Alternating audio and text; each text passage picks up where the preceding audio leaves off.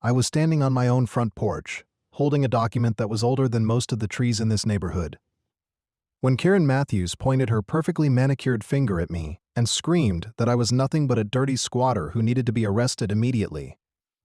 What she didn't know was that the paper in my hands contained my great-grandfather's signature as the founding father of this entire town, and the legal protections it granted were about to turn her precious HOA development plans into nothing more than expensive kindling. The look on her face when the county clerk confirmed that my family's homestead was now officially designated as a historic site, making it completely untouchable by any future development, was worth every single day of harassment I'd endured from her and her cronies. Before we carry on, please hit the subscribe button to make my day and let me know where you are watching from in the comments. The whole mess started 3 months earlier when I finally made the decision to retire from 22 years of military service and move into the log cabin that had been sitting empty in my family for the better part of a decade.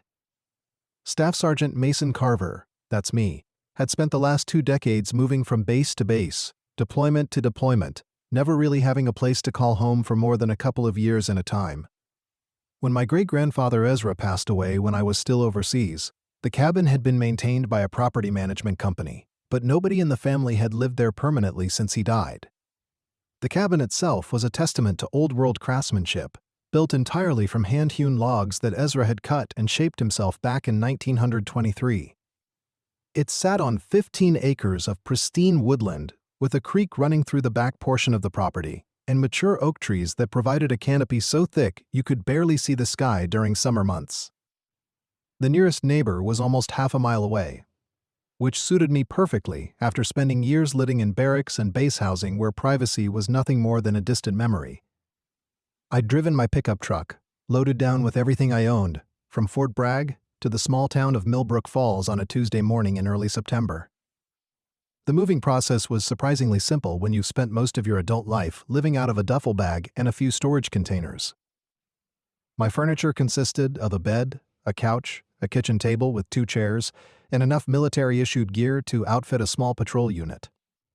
The cabin already had the basics: running water, electricity that had been updated sometime in the 80s, and a wood-burning stove that could heat the entire structure during the coldest winter months.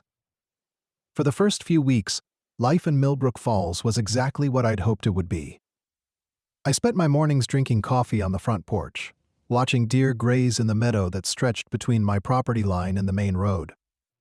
Afternoons were for maintenance projects, fixing loose boards on the porch, clearing fallen branches from the driveway, and getting reacquainted with the kind of manual labor that didn't involve military protocols or mission objectives.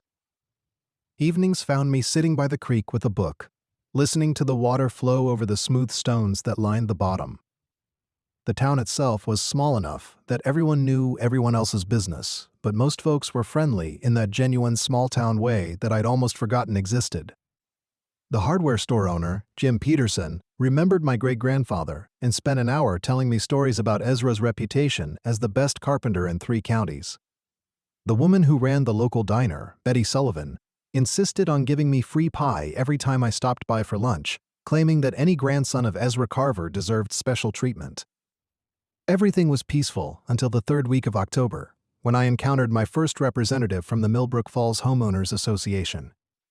I was out front, splitting firewood for the upcoming winter, when a silver sedan pulled into my driveway and a woman emerged wearing what appeared to be a business suit, better suited for a corporate boardroom than a rural property visit. She was probably in her early 50s, with blonde hair that looked like it had never met a day of humidity, and makeup applied so perfectly it could have been done by a professional artist. "Excuse me," she called out as she approached, her high heels clicking against the gravel driveway in a rhythm that seemed designed to announce her importance. "I'm Linda Hoffman, Secretary of the Millbrook Falls HOA Board, and I need to discuss your property compliance issues with you immediately." I set down my axe and wiped my hands on my jeans before responding. "I'm sorry, ma'am, but I think you might have the wrong address. This property isn't part of any homeowners association." Her laugh was sharp and condescending, the kind of sound that made my military-trained instincts want to snap to attention. "Oh, honey, every property in Millbrook Falls falls under HOA jurisdiction. We've been trying to reach the owner of this land for months to discuss compliance issues and development opportunities. Well, you're looking at the owner, I said, extending my hand in what I hoped was a friendly gesture. Mason Carver. My great-grandfather built this cabin, and it's been in my family for over a century. Linda's perfectly painted smile faltered slightly as she reluctantly shook my hand. Mr. Carver, I'm afraid there are several serious violations that need to be addressed immediately. Your property lacks proper landscaping, your structure doesn't meet current architectural standards, and you're missing required permits for that woodpile. I looked around at my 15 acres of natural woodland, the hand-built log cabin that had weathered nearly 100 years of seasons, and the neatly stacked firewood that represented hours of honest labor. Ma'am, with all due respect, this property was here long before any HOA existed in this town. I'm not sure what violations you're referring to, but I haven't done anything that requires permits. Mr. Carver. Linda's voice took on the tone that people use when they're explaining something to a particularly slow child. Ignorance of HOA regulations is not an excuse for noncompliance. You have 30 days to bring this property up to community standards, or will be forced to pursue legal action. She handed me a manila folder stuffed with official-looking documents before clicking her way back to her sedan and driving off without another word. I stood there in my driveway, holding what appeared to be a comprehensive list of everything wrong with my great-grandfather's property, according to an organization I'd never heard of before moving to Millbrook Falls. That evening, I spread the HOA documents across my kitchen table and tried to make sense of what I was reading. According to their regulations, my property was in violation of 17 different community standards. The quote, log cabin was considered an architectural eyesore that detracted from neighborhood property values. My natural landscaping was unkempt and inappropriate for a residential area. The gravel driveway needed to be replaced with approved paving materials. The creek running through my backyard required proper water management systems to prevent environmental hazards. The final document in the folder was the most confusing of all. It was a proposal for something called the Millbrook Falls Community Enhancement Project, which appeared to be a plan to purchase my 15 acres for fair market value and convert the land into a community event space complete with pavilions, walking trails, and parking areas for up to 200 vehicles. I'd dealt with plenty of bureaucratic nonsense during my military career, but this was something entirely different. These people seemed to believe they had the authority to dictate how I maintained property that had been in my family for generations. And they were apparently serious about forcing me to sell land that I had no intention of giving up.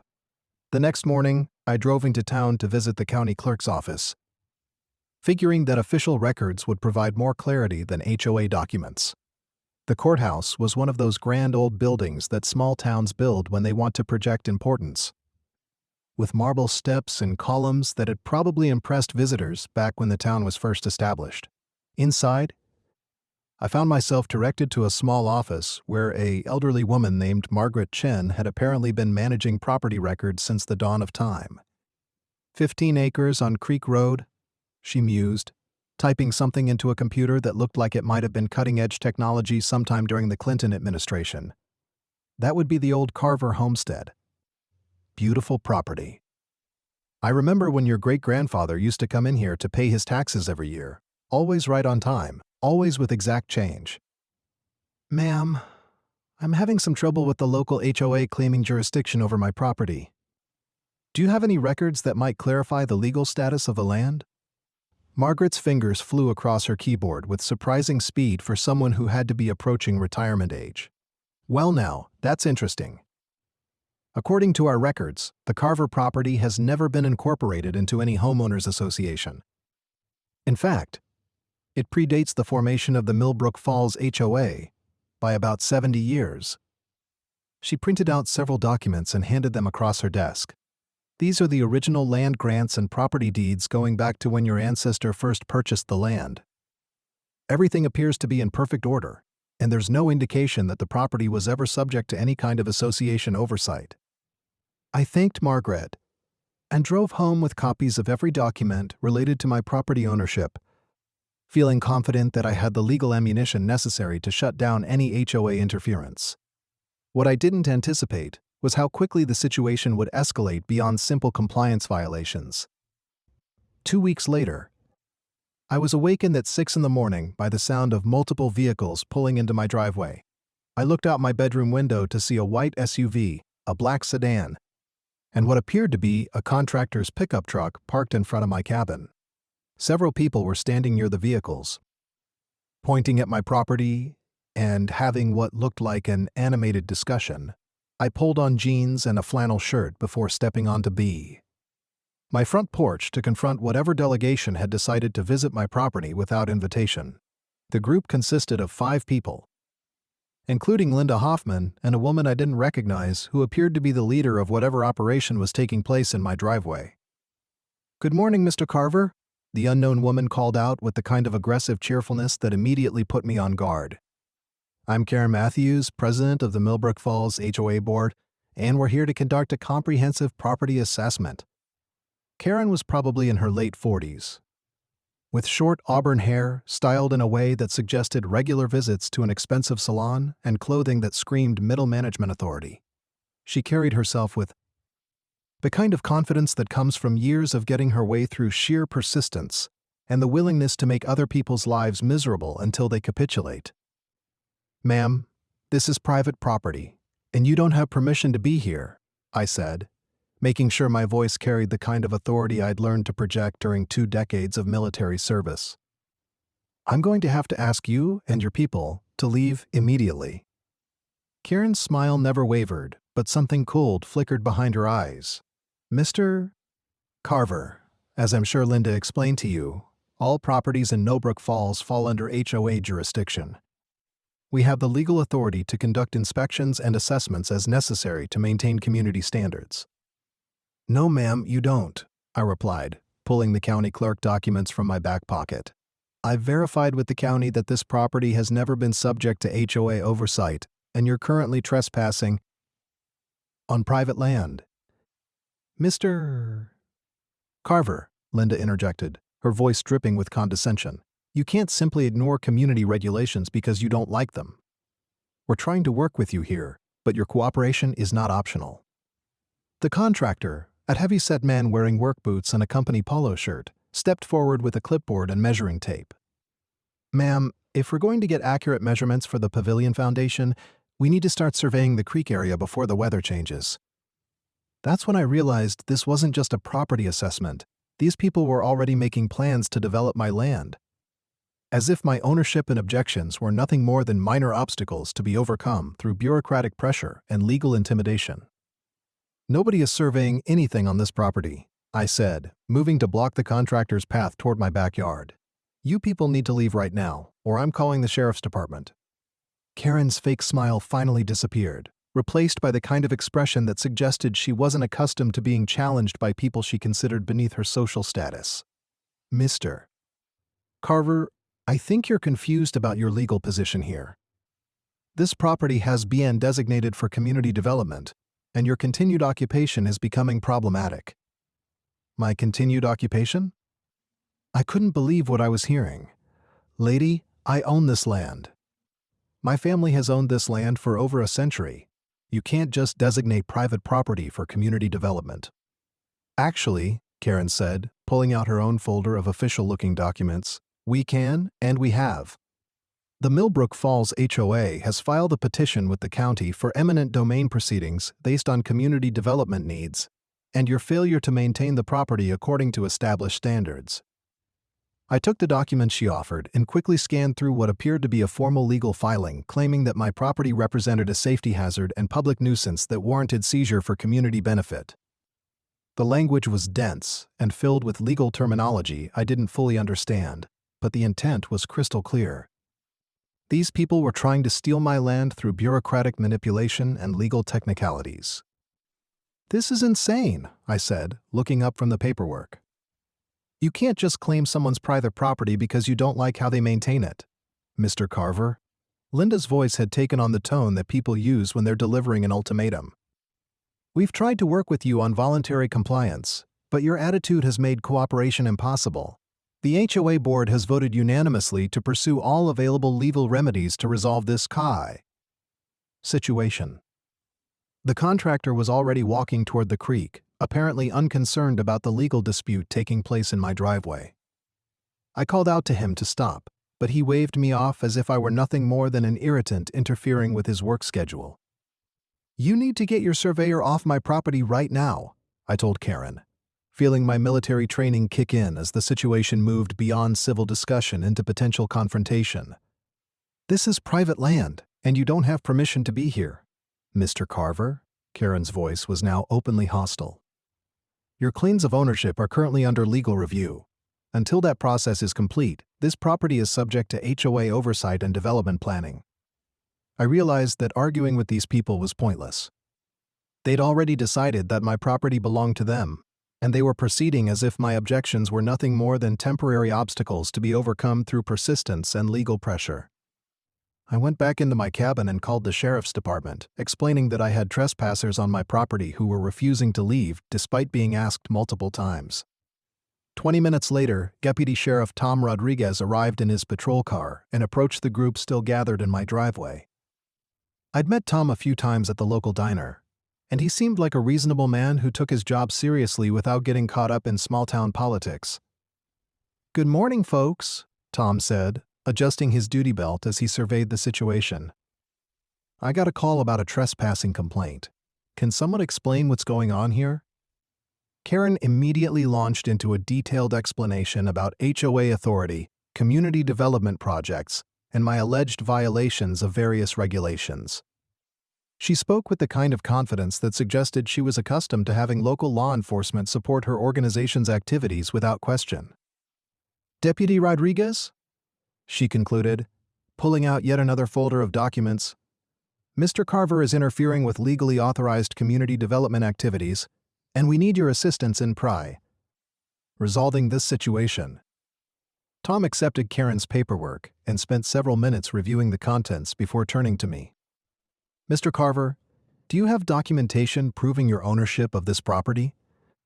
I handed him the county clerk records I'd obtained, along with the original property deeds that traced my family's ownership back to the 1920s. Tom compared the HOA documents with my ownership papers, occasionally asking questions about specific dates and legal references. "Ma'am," Tom finally said, addressing Karen with the kind of professional courtesy that somehow managed to sound like a polite dismissal. "According to county records, Mr. Carver is the legal owner of this property, and it's never been incorporated into HOA jurisdiction. I'm going to have to ask you and your people to leave his land immediately." "Yeah." Karen's face turned a shade of red that clashed badly with her auburn hair. "Deputy, you don't understand the legal complexities of this situation. The HOA has filed appropriate paperwork for eminent domain proceedings, which gives us the authority to conduct necessary assessments and surveys."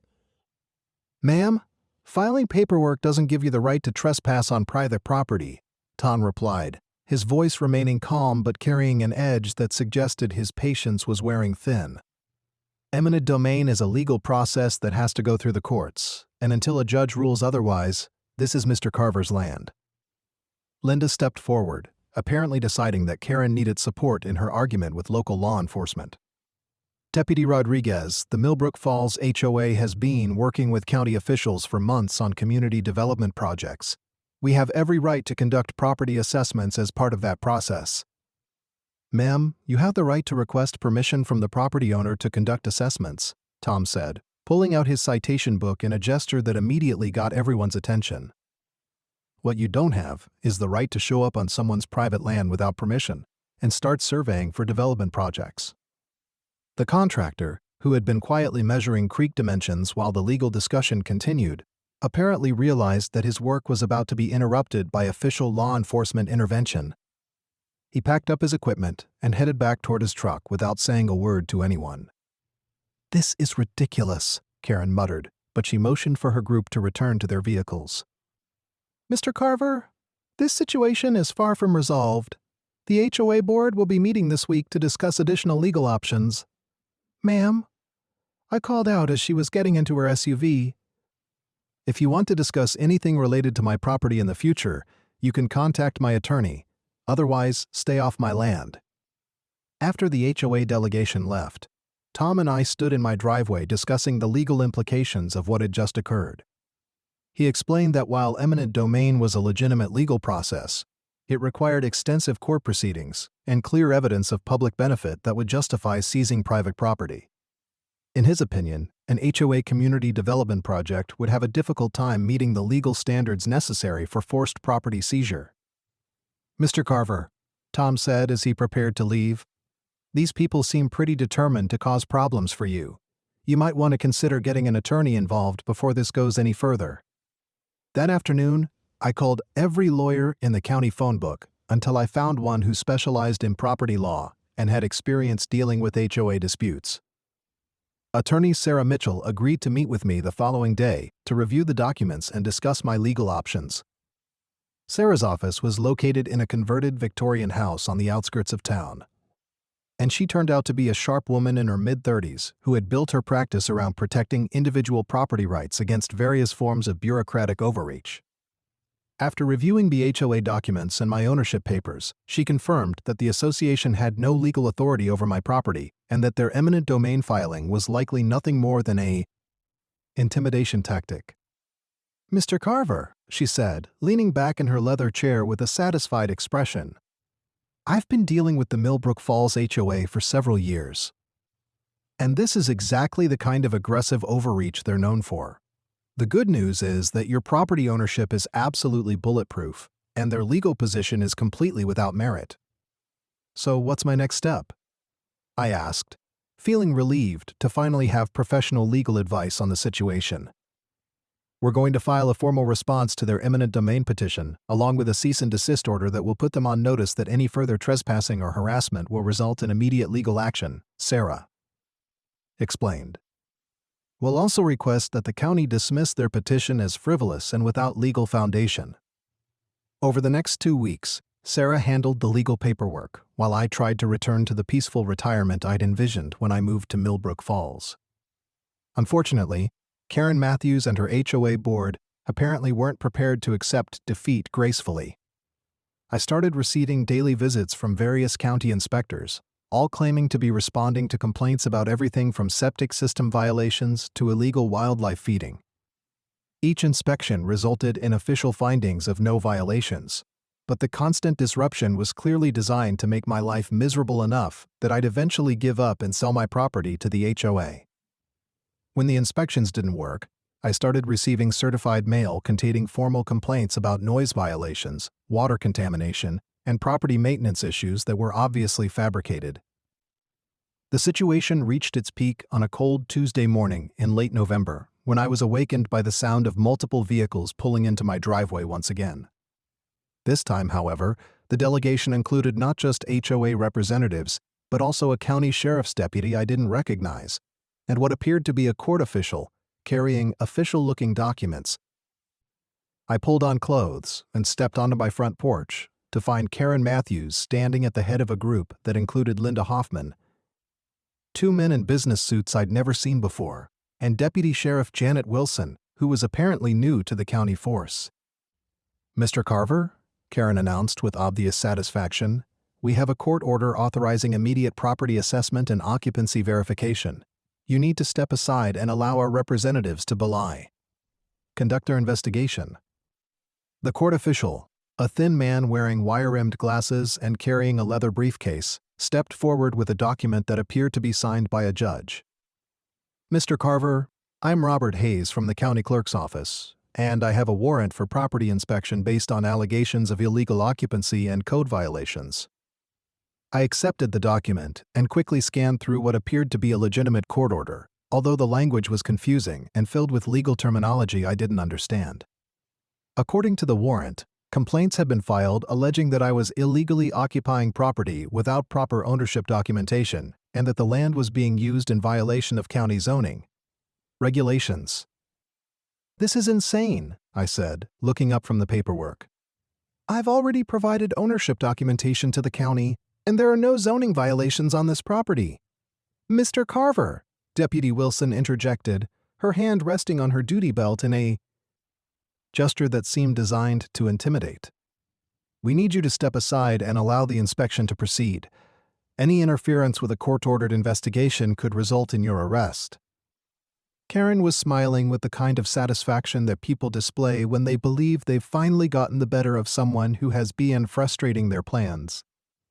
"Mr. Carver, as I've tried to explain to you repeatedly, your continued occupation of this property has been problematic from the beginning. Now we have legal authority to resolve the situation properly." I stepped aside and allowed the inspection team to enter my cabin, but I immediately called Sarah Mitchell to inform her about the court order and request emergency legal assistance. While I waited for my attorney to arrive, I watched HOA representatives and county officials go through my home as if they were conducting a criminal investigation. The court official spent considerable time examining my ownership documents and comparing them with paperwork he'd brought in his briefcase. The two men in business suits appeared to be real estate appraisers, and they were measuring rooms and taking photographs of everything from my kitchen appliances to the hand-hewn log walls that my great-grandfather had built decades before they were born. Karen supervised the entire process with obvious enjoyment, occasionally making comments about property improvements that would be necessary to bring the cabin up to community standards. She seemed particularly interested in the creek running through my backyard, pointing out locations where pavilions and walking trails could be constructed once the development project moved forward. 45 minutes later, Sarah Mitchell arrived in her sedan and immediately demanded to see the court order that had authorized the property inspection.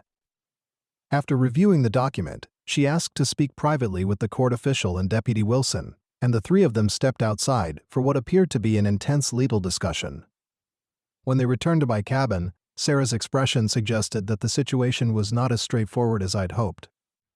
"Mr. Carver," she said, "the court order appears to be legitimate, but it's based on affidavits claiming that your ownership documentation is fraudulent and that you're illegally occupying county property. How is that possible?"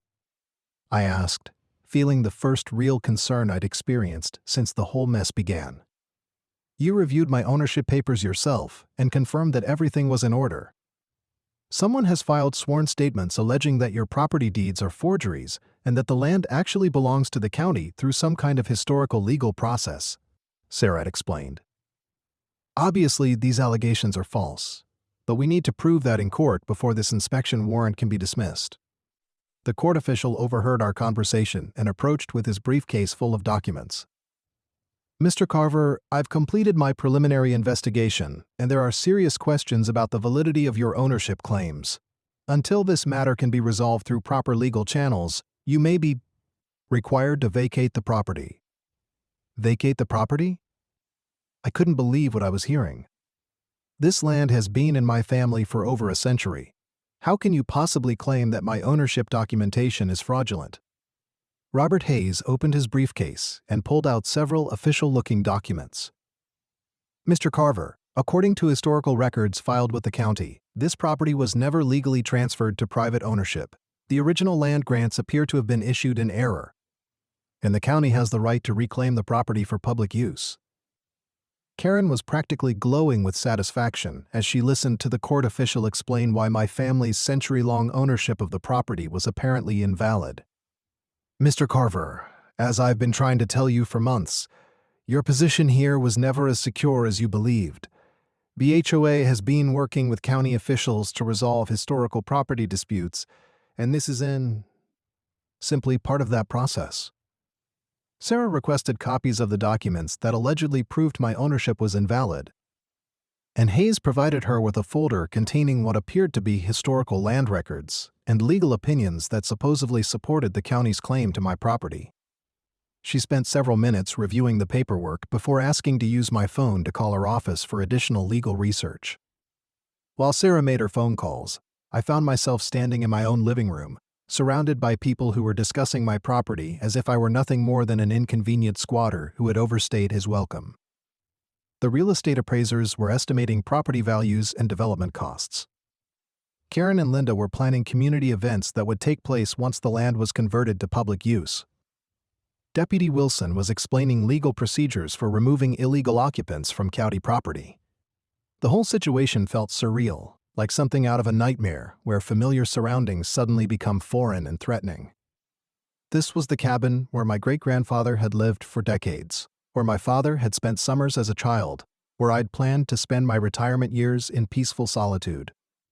Now it was being treated as if it were nothing but a piece of real estate that had somehow ended up in the wrong hands through clerical error and legal confusion. Sarah finished her phone calls and approached me with an expression that suggested she'd learned something important during her conversations with her office staff. "Mr. Carver, I've had my paralegal research the historical documents they're using to challenge your ownership, and there are some serious problems with their legal theory." "What kind of problems?" I asked, hoping that professional legal analysis would provide some clarity to the increasingly confusing situation. "The documents they're citing are incomplete and taken out of context," Sarah had explained. "More importantly, they're ignoring established legal principles about adverse possession and historical property rights that would protect your ownership even if there were problems with the original land grants." Robert Hayes overheard our conversation and approached with his own legal counterargument. "Counselor, adverse possession requires continuous occupation and property maintenance over a specific period of time. Our research indicates that this property has been vacant for extended periods, which would invalidate any adverse possession claims." "That's not accurate," Sarah replied firmly. "Property management and maintenance by family members constitutes continuous occupation under state law, and the Carver family has maintained this property for over a century." Karen decided to inject herself into the legal discussion, apparently believing that her HOA authority gave her standing to participate in complex property law debates. "Counselor, the condition of this property clearly demonstrates abandonment and neglect. The HOA has documented extensive violations that prove inadequate maintenance and care." "Ma'am?" Sarah's voice took on the tone that lawyers use when they're dealing with someone who doesn't understand their legal limitations. "HOA complaints about landscaping and architectural preferences have no bearing on property ownership rights. This is a matter of established law, not community standards." The argument continued for another 20 minutes, with various officials citing different legal precedents and regulatory authorities to support their respective positions. Eventually, Robert Hayes announced that he had completed his preliminary investigation and would be filing a report with the county court recommending further legal proceedings to resolve the ownership dispute. "Mr. Carver," he said, packing his documents back into his briefcase, "you should be prepared for additional legal proceedings in the coming weeks. Until this matter is resolved, I recommend that you avoid making any permanent improvements or modifications to the property." After the inspection team left, Sarah and I sat at my kitchen table discussing legal strategy and trying to understand how a simple property ownership dispute had escalated into formal court proceedings that could potentially result in my eviction from land that had been in my family for generations. "Sarah," I said, pouring coffee for both of us while we reviewed copies of the documents that were being used to challenge my ownership. "How is it possible that people can just show up with official paperwork and claim that property ownership that's been established for decades is suddenly invalid? It's not supposed to be possible." She replied, "Studying what appeared to be historical land surveys and legal opinions that had been prepared specifically to support the county's claim to my property. Someone has put considerable time and money into building a legal case against your ownership, and they've managed to convince at least one judge that there are legitimate questions that need to be resolved." I spent the rest of that day going through every document related to my property ownership, including papers that had been stored in my great-grandfather's desk for decades.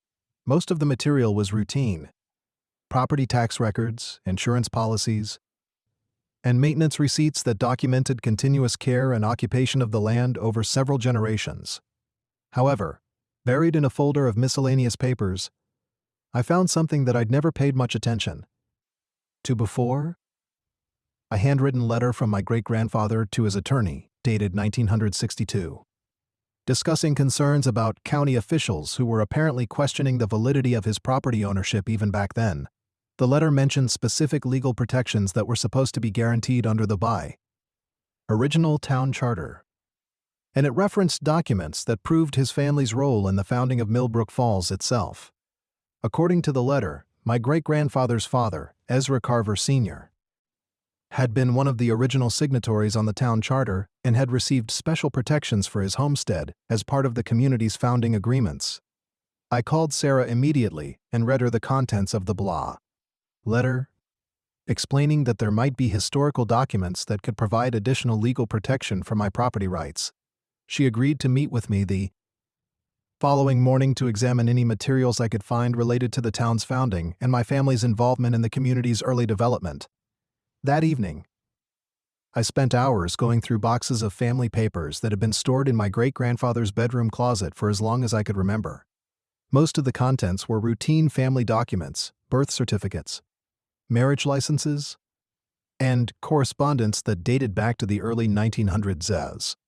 But at the bottom of the largest box, wrapped in oiled cloth and tied with string that had probably been there for decades, I found something extraordinary. The original charter for the town of Millbrook Falls, handwritten on parchment paper and signed by 7 founding families in 1899. The document was in remarkable condition. Considering its age, and my ancestor's signature, Ezra Carver Sr., was clearly visible among the founding fathers who had established the legal framework for the community. More importantly, the charter contained specific language protecting the property rights of founding families and guaranteeing that their homesteads would remain free from seizure or forced sale for any purpose. According to the charter, land owned by founding families was to be considered perpetually protected heritage property that could not be subjected to eminent domain, forced development, or seizure by any governmental or quasi-governmental organization. The language was archaic but legally specific, and it appeared to provide exactly the kind of historical protection that could invalidate any attempt to claim my property for community development. I barely slept that night, reading and rereading the charter document and trying to understand the full implications of what I'd discovered. If the protections outlined in the founding charter were still legally valid, then the HOA's entire case against my property ownership was not just weak, it was completely impossible under the law. The next morning, Sarah arrived at my cabin and spent over an hour examining the town charter and comparing its language with current property law. Historical legal precedents. Her initial skepticism gradually gave way to excitement as she realized the potential significance of what I'd found. "Mr. Carver," she said, carefully photographing each page of the charter with her phone camera, "this document could be exactly what we need to end this dispute permanently. If the charter protections are still legally valid, they would supersede any claims the county or HOA might have against your property." "How do we find out if the protections are still valid?" I asked, hoping that century-old legal language would still carry weight in modern courts. "We need to research the legal history of the charter and determine whether its provisions have ever been officially revoked or superseded by subsequent legislation," Sarah explained. "We'll also need to have the document authenticated by historical experts to prove its legitimacy." Over the next week, Sarah worked with historians and legal researchers to verify the authenticity and current legal standing of the town charter. Meanwhile, I tried to continue my normal routine while dealing with daily harassment from HOA representatives who seemed to believe that constant pressure would eventually force me to give up and sell my property. Karen Matthews had apparently decided that since legal proceedings were moving slowly, she would escalate her personal campaign to make my life miserable. I received daily visits from various county inspectors, all responding to anonymous complaints about everything from improper waste disposal to illegal hunting activity. Each inspection found no violations, but the constant disruption was clearly designed to wear down my resistance to HOA pressure. The situation reached a new level of absurdity when I received a certified letter informing me that I was being fined $500 for unauthorized outdoor wood storage because my neatly stacked firewood allegedly violated community aesthetic standards. According to the letter, I had 10 days to remove the woodpile or face additional penalties and possible legal action. I called Sarah immediately to discuss the latest HOA harassment, and she assured me that their attempts at enforcement were completely without legal authority. However, she also warned me that Karen Matthews appeared to be building a pattern of documented violations that could potentially be used to support claims of property neglect in court proceedings. "Mr. Carver," Sarah said during our phone conversation, "I think it's time to take the offensive in this dispute. The charter research is progressing well, and I believe we have enough legal ammunition to file a comprehensive response that will end their harassment permanently." 2 days later, Sarah called with the news I'd been hoping to hear, that historical research had confirmed that the 1899 town charter was authentic and that its property protections had never been officially revoked or superseded by subsequent legislation. More importantly, legal precedents in similar cases had established that founding charter protections typically remained valid unless explicitly nullified through proper legal procedures. "Mr. Carver," she said, barely able to contain her excitement, "we're ready to file a motion that will not only protect your property rights but also expose the HOA's actions as harassment and potential fraud. The charter protections are ironclad, and I believe we can get this entire matter dismissed while potentially opening the HOA up to legal liability for their conduct." Sarah scheduled a meeting with county officials for the following Monday to present the charter evidence and demand immediate dismissal of all proceedings against my property. She also prepared cease and desist orders that would legally prohibit any further HOA harassment or trespassing on my land. The weekend before our scheduled meeting, I spent time walking around my property and thinking about everything that had happened since I'd moved to Millbrook Falls. What should have been a peaceful retirement had turned into a legal battle that threatened to destroy the family legacy my great-grandfather had worked so hard to build. But now, thanks to his foresight in preserving historical documents, I had the ammunition necessary to fight back against people who thought they could steal my land through bureaucratic intimidation. Monday morning arrived with unseasonably warm weather for late November, and I dressed in my best clothes for what I hoped would be the final confrontation with Karen Matthews and her HOA cronies. Sarah had arranged for the meeting to take place in the county courthouse, with all interested parties present to hear the evidence and reach a final resolution of the ownership dispute. I arrived at the courthouse 30 minutes early and found Sarah waiting in the lobby with a briefcase full of documents and a confident expression that suggested she was looking forward to the legal showdown. We were joined shortly afterward by Robert Hayes from the county clerk's office, Deputy Sheriff Tom Rodriguez, and a man I didn't recognize who introduced himself as County Attorney Michael Peterson. Karen Matthews arrived exactly on time, accompanied by Linda Hoffman and 2 men in expensive suits who appeared to be the HOA's legal representation. Karen looked as confident as ever, apparently believing that her organization's legal position was strong enough to withstand whatever evidence I might present. The meeting took place in a conference room adjacent to the main courtroom, with County Attorney Peterson serving as an unofficial mediator for what everyone hoped would be a final resolution of the property dispute. Sarah began by presenting copies of the authenticated town charter and explaining the legal protections it provided for founding family homesteads. "Ladies and gentlemen," Sarah said, spreading the charter documents across the conference table so everyone could examine them. "This document establishes perpetual property protections for the Carver homestead that cannot be superseded by any subsequent legal action, including eminent domain proceedings or HOA enforcement activities." Karen's attorney, a sharp-looking woman named Elizabeth Warner, examined the charter documents with obvious skepticism before responding to Sarah's presentation. "Counselor, while these documents may be historically interesting, they have no bearing on current property law or community development regulations. Century-old agreements cannot supersede modern legal authorities." "Actually, they can, and they do," Sarah replied confidently. "Legal precedent clearly establishes that founding charter protections remain valid unless explicitly revoked through proper legislative procedures. The Millbrook Falls Charter has never been officially nullified, which means its protections are still legally binding." County Attorney Peterson spent several minutes reviewing the charter documents and comparing them with the HOA's legal filings before asking questions about the authentication process and the historical cred. Research that had confirmed the document's validity, his questions suggested that he was taking the charter evidence seriously and understood its potential impact on the ownership dispute. Robert Hayes, who had been quietly studying the charter language, suddenly looked up with an expression of recognition. "Mr. Carver, according to this document, your ancestor wasn't just one of the founding families. He was the primary signatory who organized the entire charter process. Ezra Carver Sr. is listed as the founding chairman who coordinated the establishment of Millbrook Falls as an incorporated community.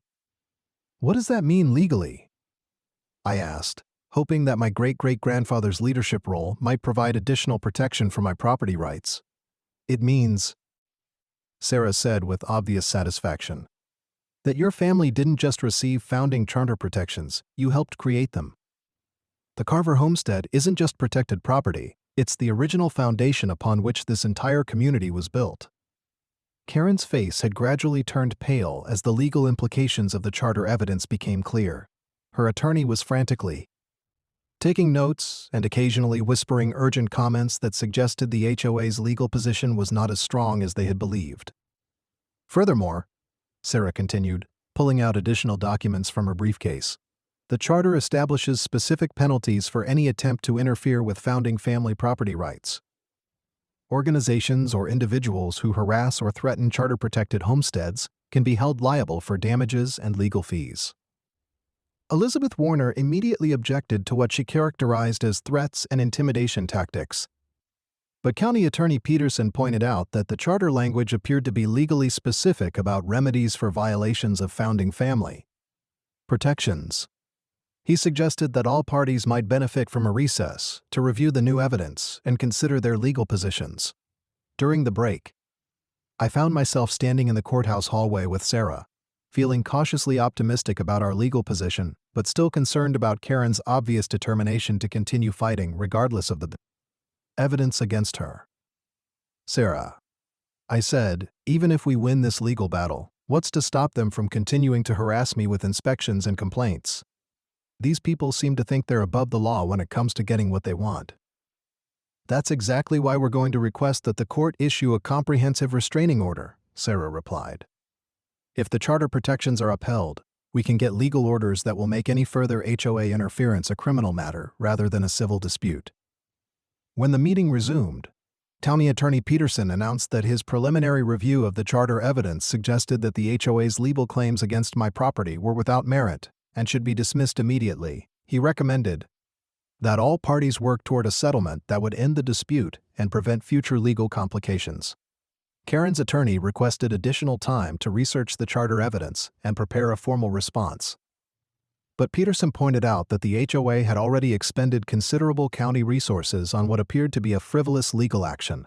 He suggested that continuing the dispute would not be in anyone's best interests. Ms. Matthews, Peterson said, addressing Karen directly, your organization has filed multiple complaints and legal actions that appear to have no basis in law. The county has spent significant time and resources investigating claims that your own attorney now acknowledges may be invalid. Karen's face was now bright red, and she was gripping the edge of the conference table as if she were trying to keep herself from exploding with frustration. Mr. Peterson, the Millbrook Falls HOA has legitimate concerns about community development and property standards that cannot be dismissed because of some century-old paperwork. Ma'am, Peterson replied calmly, century-old paperwork that establishes legal property protections is exactly the kind of evidence that determines modern ownership disputes. If you have concerns about community development, you need to address them through proper legal channels that don't involve harassment of protected property owners. Sarah seized the opportunity to present her prepared cease and desist orders, explaining that any further HOA interference with my property would result in immediate legal action for harassment, trespassing, and violation of charter-protected rights. She also requested that the county dismiss all pending legal actions against my property and issue a formal finding that the HOA had no authority over charter-protected homesteads.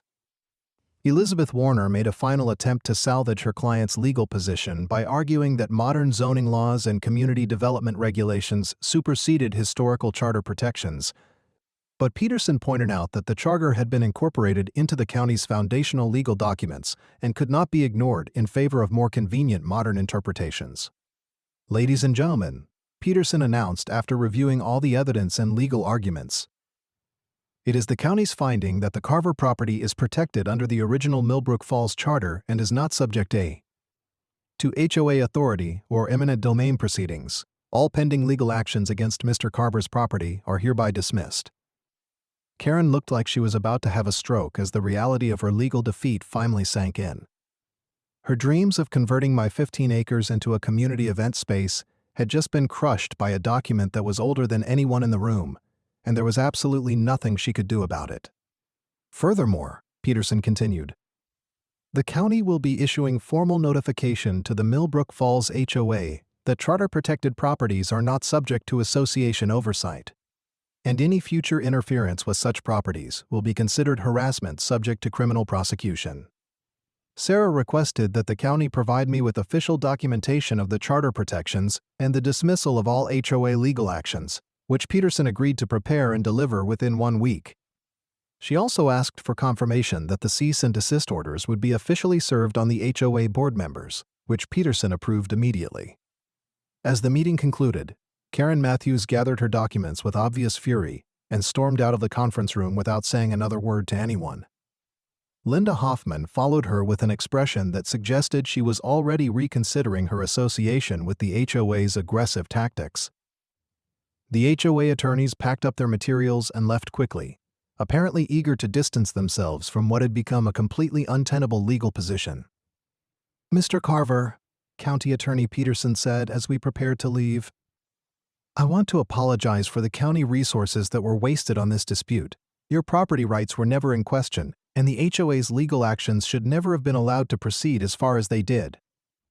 I thanked Peterson for his thorough review of the evidence and his fair handling of the dispute, then walked out of the courthouse with Sarah, feeling like an enormous weight had been lifted from my shoulders. The legal battle that had dominated my life for months was finally over, and my family's property was permanently protected from any future HOA interference. "Sarah," I said as we stood on the courthouse steps in the afternoon sunshine, "I can't thank you enough for everything you've done. Without your legal expertise and research, I never would have been able to fight back against their intimidation tactics." "Mr. Carver," she replied with a satisfied smile. "It was my pleasure to help protect your property rights and expose the HOA's illegal conduct. Cases like this are exactly why I became a property attorney in the first place." The drive home to my cabin felt different than any trip I'd made since moving to Millbrook Falls. For the first time in months, I wasn't worried about finding HOA representatives in my driveway or receiving certified mail containing new complaints and legal threats. My property was safe, my ownership was confirmed, and the people who had tried to steal my land were legally prohibited from bothering me ever again. That evening, I sat on my front porch with a cup of coffee, watching the sun set over the meadow that stretched between my cabin and the main road. The autumn colors were at their peak, with maple and oak trees displaying brilliant reds and golds that reminded me why I'd fallen in love with this property in the first place. I thought about my great-grandfather Ezra, who had built this cabin with his own hands and lived here for decades without anyone questioning his right to exist peacefully on his own land. I thought about my great-great-grandfather Ezra Sr., who had organized the founding of Millbrook Falls and had the foresight to include legal protections that would benefit his descendants over a century later. Most of all, I thought about the importance of standing up to bullies and bureaucrats who believe they can intimidate people into giving up their rights through persistence and legal harassment. Karen Matthews and her HOA cronies had learned the hard way that some things are more important than community development projects and property values. The next morning, I was awakened by the sound of a vehicle pulling into my driveway, and for a moment I felt the familiar tension that had become routine during the months of HOA harassment. However, when I looked out my window, I saw Tom Rodriguez's patrol car and realized that this was probably an official follow-up to the previous day's courthouse meeting. Tom was standing beside his car with a manila envelope when I stepped onto my front porch, and his expression suggested that he was bringing good news rather than more legal complications. "Good morning, Mr. Carver," he called out as I approached. "I have some official documents for you from the county attorney's office, and I thought you'd want to see them as soon as possible." The envelope contained multiple documents, including official notification that all legal proceedings against my property had been dismissed, formal recognition of charter protections for my homestead, and cease and desist orders that had been served on every member of the Millbrook Falls HOA board. "Tom," I said after reviewing the paperwork, "does this mean the harassment is really over?" can I finally live peacefully on my own property without worrying about daily visits from county inspectors and HOA representatives? Mr. Carver? Tomer replied with obvious satisfaction. These documents give you legal protection that goes far beyond normal property rights. Anyone who bothers you about HOA compliance or community development from now on will be subject to immediate tasks. Arrest for criminal harassment. That afternoon, I called my attorney Sarah Mitchell to thank her once again for her excellent work, and to confirm that the legal documentation provided complete protection against any future HOA interference. She assured me that the charter protections were now officially recognized by the county and would prevent any similar disputes in the future. Mr. Carver, Sarah said during our phone conversation, you might be interested to know that the HOA has already announced that they're abandoning their community development project and focusing on other properties that don't have charter protections. Your legal victory has apparently convinced them that targeting founding family homesteads is not a viable strategy. Over the following weeks, life in Millbrook Falls gradually returned to the peaceful routine I had originally envisioned when I moved to my great-grandfather's cabin. The daily harassment ended completely, the anonymous complaints stopped, and I was finally able to enjoy my retirement without worrying about legal battles and property disputes. I spent my days working on cabin maintenance projects, taking long walks through the woods that surrounded my property, and getting to know neighbors who had been afraid to associate with me during the height of the HOA controversy. Many of them admitted that they had disagreed with Karen Matthews' aggressive tactics, but had been afraid to speak out against the organization that controlled their own property values. The only reminder of the legal battle came in the form of a certified letter I received in early December, containing formal notification that the Millbrook Falls HOA had filed a petition with the county to have my property designated as a historic site in recognition of its role in the town's founding. The designation would provide additional protection against future development pressure while acknowledging the historical significance of the Carver homestead. I accepted the historic designation with amusement, recognizing it as Karen Matthews' final attempt to save face after her spectacular legal defeat. By promoting my property as a historically significant site, she could claim that the HOA had always been interested in historical preservation rather than community development. The historic designation ceremony took place on a cold Saturday morning in January, with county officials, local historians, and a small crowd of curious residents gathered in front of my cabin to witness the installation of an official historical marker. Karen Matthews was notably absent from the ceremony, although Linda Hoffman made a brief appearance to deliver remarks about the HOA's commitment to preserving community heritage. "Ladies and gentlemen," County Attorney Peterson announced as he unveiled the bronze marker that would permanently identify my property as the Carver Historic Homestead. "This site represents the foundation upon which our entire community was built, and its preservation ensures that future generations will understand the vision and sacrifice of Millbrook Falls founding families." After the ceremony, I invited several neighbors and county officials into my cabin for coffee and conversation about the town's early history. Many of them had never heard the full story of how Millbrook Falls was established, or understood the role that my ancestor had played in organizing the community's founding charter.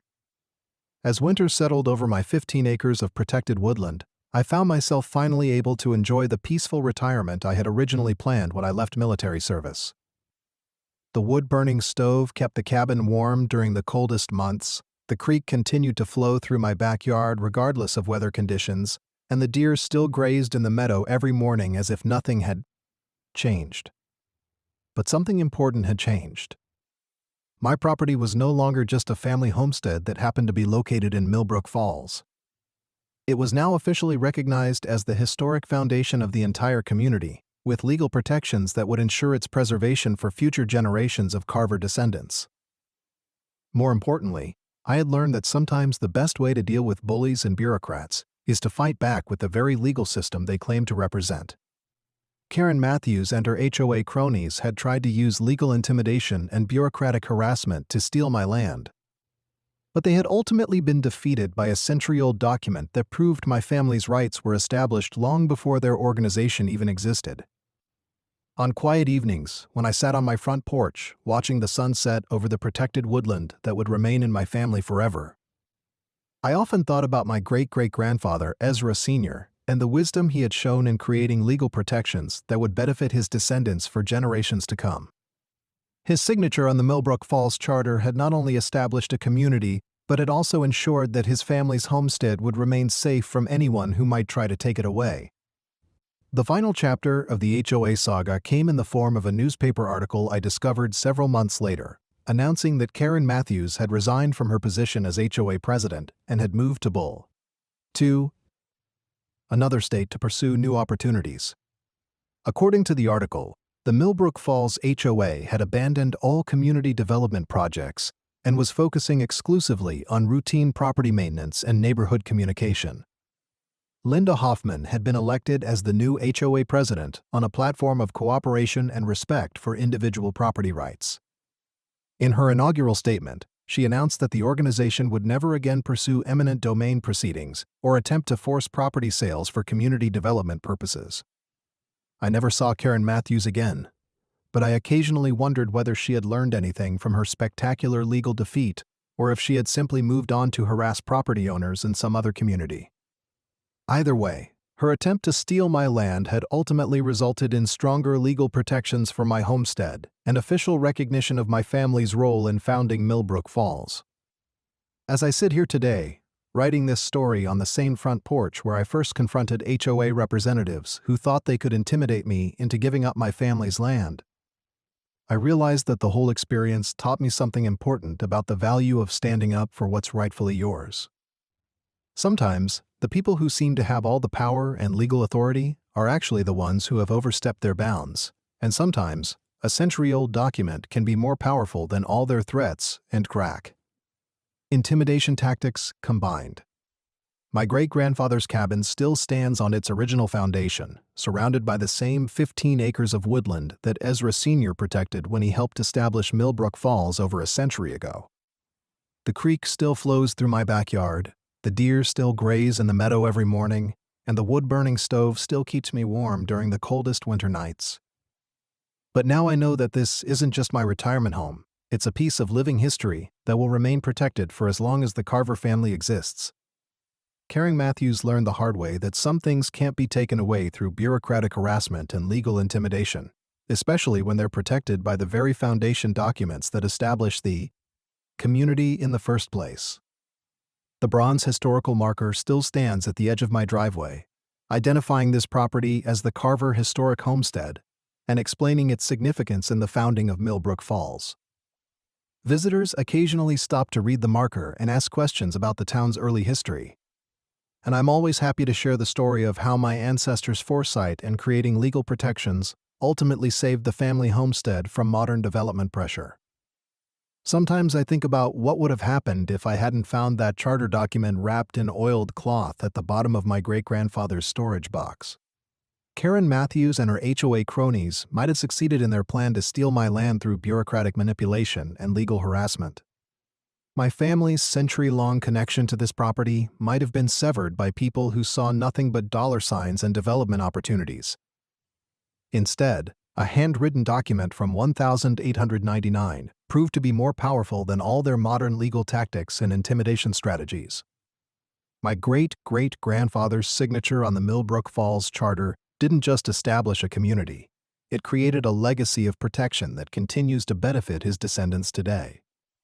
The story of my battle with the Millbrook Falls HOA has become something of a legend in the county, told and retold by property attorneys who use it as an example of how historical documents can provide unexpected legal protections. Sarah Mitchell still uses my case as a reference when she represents other property owners facing similar bureaucratic harassment. But for me, the most important outcome of the whole experience is the knowledge that my retirement home is truly secure. Protected not just by modern property law, but by the founding principles that established Millbrook Falls as a community where individual rights are respected and preserved. Karen Matthews called me a squatter, but she learned that my name isn't just on modern property deeds, it's written into the very charter that created this town. During the spring following my legal victory, I decided to do some additional research into my family's history and the founding of Millbrook Falls. What I discovered in the county archives and local historical society records entered an even more complete picture of my great-great-grandfather's role in establishing the community. Ezra Carver Sr. hadn't just been one of the founding fathers, he had been the visionary who convinced 6 other families to pool their resources and establish a formal township rather than simply existing as LO. Isolated homesteaders. His correspondence with territorial officials showed that he had specifically insisted on including property protections in the charter because he understood that future generations might face pressure to sell their land for development purposes. One letter, dated 1898, contained a passage that seemed to have been written specifically for my situation with the HOA. I have seen what happens to good families when outsiders with money and political connections decide that private land would serve their purposes better. We must ensure that our children and their children will never be forced from the homes we are building through our own labor and sacrifice. End quote. I made copies of these historical documents and added them to the collection that Sarah Mitchell had used to defeat the HOA's legal challenges. The additional evidence further strengthened the legal protections for my property while providing fascinating insights into the challenges faced by frontier families in establishing permanent communities. The research also revealed that several other properties in Millbrook Falls were owned by descendants of the original charter signatories, which meant that they potentially enjoyed the same legal protections that had saved my Tanaan homestead. I contacted these families through Sarah Mitchell's office to inform them about their charter rights and provide copies of the historical documentation that proved their special legal status. 2 of these families had been facing their own pressure from the HOA to modify their properties or sell their land for community development projects. Armed with knowledge of their charter protections, they were able to successfully resist HOA demands and maintain their family properties without harassment or legal complications.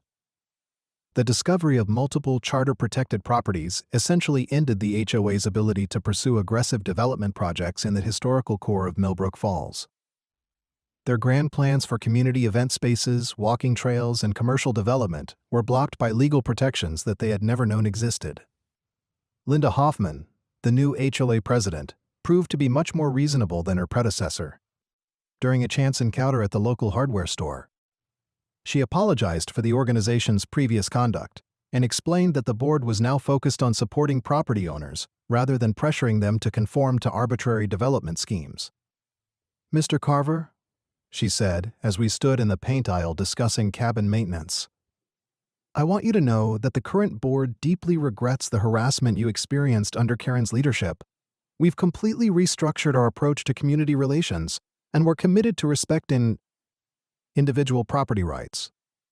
I appreciated her apology, but I also made it clear that any future HOA interference with charter-protected properties would result in immediate legal action. The cease and desist orders were still in effect, and I had no intention of allowing the organization to return to its previous aggressive tactics under new leadership. As summer approached, I began receiving visitors from other communities who had heard about my successful defense against HOA overreach. Property owners from across the state contacted me seeking advice about their own disputes with homeowners associations and local development pressures. I wasn't qualified to provide legal advice, but I could share my experience about the importance of researching property history and understanding the legal foundations that might provide unexpected protections. Many of these property owners had never thought to examine historical documents or founding charters that might contain provisions favorable to their situations. Sarah Mitchell began receiving referrals from property owners who had learned about my case through word of mouth or local news coverage. She developed a practice specialty in historical property rights and charter protections, helping other families defend their land against various forms of bureaucratic pressure. The success of my case even attracted attention from a national property rights organization that asked me to speak at their annual conference about the importance of preserving historical documents and understanding the legal foundations of property ownership. I wasn't comfortable with public speaking, but I agreed to participate because I believed other people could benefit from hearing about my experience. The conference presentation went better than I had expected, and several attendees approached me afterward to share their own stories about HOA harassment and bureaucratic pressure. Many of them expressed appreciation for learning about charter protections and historical property rights that they had never considered as potential defenses against modern development pressures. One particular conversation stood out from the conference. An elderly woman from Montana explained that her family ranch had been under pressure from county officials who wanted to rezone the land for commercial development. After hearing my presentation, she realized that her property might be protected under territorial land grants that predated the county's authority to impose zoning restrictions. 6 months later, I received a letter from this woman explaining that she had successfully used territorial land grant protections to defend her ranch against county rezoning efforts. Her legal victory had not only saved her family property, but had also established precedent that protected other ranchers in her area from similar bureaucratic pressure. These successes reinforced my belief that standing up to bullies and bureaucrats is not just about defending individual property rights. It's about preserving the legal principles and historical foundations that protect everyone's freedom to live peacefully on their own land without interference from people who think they know better. As autumn returned to Millbrook Falls, I found myself reflecting on how much my life had changed since the day Linda Hoffman first appeared in my driveway with her folder of HOA violations. What had started as a simple retirement plan had evolved into a legal education, a historical research project, and ultimately a victory for property rights that extended far beyond my own 15 acres. The cabin remained exactly as my great-grandfather had built it, surrounded by the same woodland and meadows that had provided peace and solitude to my family for over a century. But now it carried the additional distinction of being officially recognized as a historic site that represented the founding principles of the entire community. The bronze historical marker had become a popular stopping point for visitors interested in local history, and I had grown accustomed to providing informal tours and answering questions about the town's early development. These conversations often led to discussions about property rights and the importance of understanding the legal foundations that protect individual freedom. On particularly quiet evenings, I sometimes sat on my front porch reading the original town charter and marveling at the foresight my great-great-grandfather had shown in creating protections that would benefit his descendants over a century later. His signature on that document had established more than just a community. It had created a legacy of legal protection that had proven more powerful than all the modern bureaucratic pressure that Karen Matthews and her cronies could muster. The story had come full circle from that first confrontation with HOA representatives to the final legal victory that established permanent protections for my family's homestead. Karen Matthews had called me a squatter and tried to steal my land through legal intimidation, but she had ultimately learned that some things can't be taken away by people who mistake bureaucratic authority for actual legal power. My name wasn't just on modern property deeds. It was written into the very charter that created Millbrook Falls. And that document, carefully preserved by generations of my family, had proven to be more valuable than all the development projects and community enhancement schemes that the HOA could imagine. The final lesson of the whole experience was simple but profound. Sometimes the most powerful weapon against modern bureaucratic harassment is an old piece of paper that reminds everyone involved about the legal principles and historical foundations that our communities were built upon. Karen Matthews and her HOA cronies had forgotten those principles, but my great-great-grandfather's charter made sure they would never be allowed to ignore them again. As I finish writing this story on the same front porch where I first stood with that century-old charter in my hands, I'm reminded that the most important victories are often the ones that preserve something valuable for future generations. My legal battle with the HOA wasn't just about keeping my retirement home. It was about maintaining the connection between past and present that gives meaning to the concept of family legacy. The creek still flows through my backyard, the deer still graze in the meadow every morning, and the wood-burning stove still keeps me warm during the coldest winter nights. But now I know that these simple pleasures are protected not just by modern property law, but by the wisdom and foresight of an ancestor who understood that some things are worth fighting to preserve. Karen Matthews learned the hard way that you can't always get what you want through intimidation and bureaucratic pressure, especially when you're trying to take something that's been protected by law for over a century. And I learned that sometimes the best way to honor your ancestors is to stand up for the principles they established, even when it means fighting people who think they have more power than they actually possess. The story ends where it began, with me standing on my own front porch, holding documents that prove my family's right to exist peacefully on land that we've called home for generations. The difference is that now everyone in Millbrook Falls knows that some things can't be taken away, no matter how many official-looking papers and legal threats the bureaucrats can produce. My name is on the town charter, and that's a fact that no HOA can ever change.